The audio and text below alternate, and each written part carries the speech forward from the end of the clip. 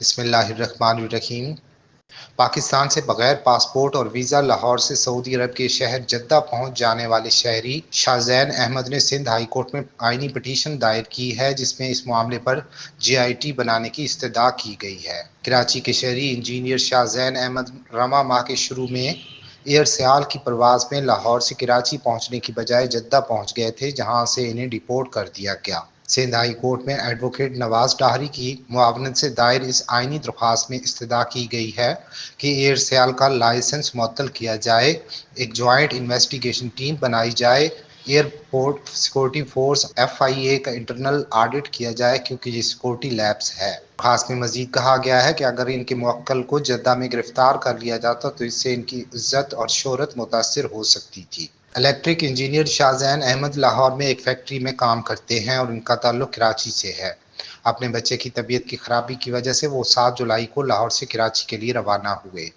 شاذین احمد نے be B C کو بتایا کہ ان کی فلائٹ رات 10 بجے تھی۔ انہوں نے اپنی تلاشی اور سامان کی اسکیننگ کے بعد بورڈنگ کارڈ لیا، سامان جمع کرایا اور انتظار گاہ میں آ گئے۔ انہوں نے بتایا کہ اس وقت رات کے 9 بجے تھے جب اناؤنسمنٹ ہوئی تو وہ متعلقہ گیٹ پر پہنچے۔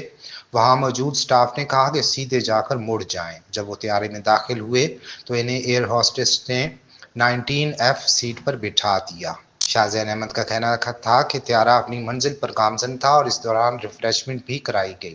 ان کے مطابق جب 2 گھنٹے بعد بھی جہاز لینڈ نہیں ہوا تو انہوں نے ایئر ہوسٹس سے پوچھا کہ کیا وجہ ہے کہ ابھی تک کراچی ایئرپورٹ پر لینڈنگ نہیں ہوئی، جس پر ایئر ہوسٹس نے کہا کہ یہ طیارہ تو سعودی عرب کے شہر جدہ جا رہا ہے۔ شاذین نے دعویٰ کیا کہ جب جہاز نے جدہ میں لینڈ کیا تو انہیں سٹاف نے کہا کہ آپ سعودی حکام کے پاس چلے جائیں، لیکن ان کا دعویٰ ہے کہ انہوں نے یہ کہہ کر انکار کر دیا کہ میں مر جاؤں گا لیکن یہاں سے نہیں ہلوں گا، کیونکہ ان کے پاس پاسپورٹ تھا اور نہ ہی ویزا۔ شاذین کے مطابق اس کے بعد انہوں نے ایک مقامی ملازم کی مدد سے اپنا فون انٹرنیٹ سے کنیکٹ کیا اور اپنے بھائی کو ویڈیو بھیجی تاکہ حقیقت سب کو معلوم ہو۔ اس کے بعد پولیس اور کسٹم والے آ گئے اور انہیں ساتھ لے گئے۔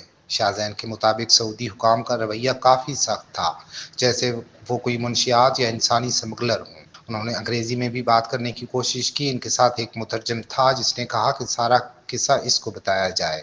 شاذین کے مطابق انہوں نے ساری کہانی اس مترجم کو سنائی، جس کے بعد پھر ان کی جدہ سے لاہور بورڈنگ کروائی گئی۔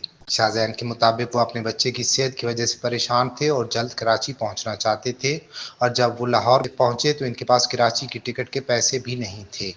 ان کے مطابق ان کے پاس صرف 15,000 روپے جیب میں تھے، جبکہ ٹکٹ 23,000 روپے کا تھا۔ ان کے کچھ پیسے سامان میں تھے جو کراچی روانہ ہو چکا تھا، لہٰذا انہوں نے ایک دوست کو درخواست کی جس نے پیسے فراہم کیے اور انہوں نے ٹکٹ خریدا۔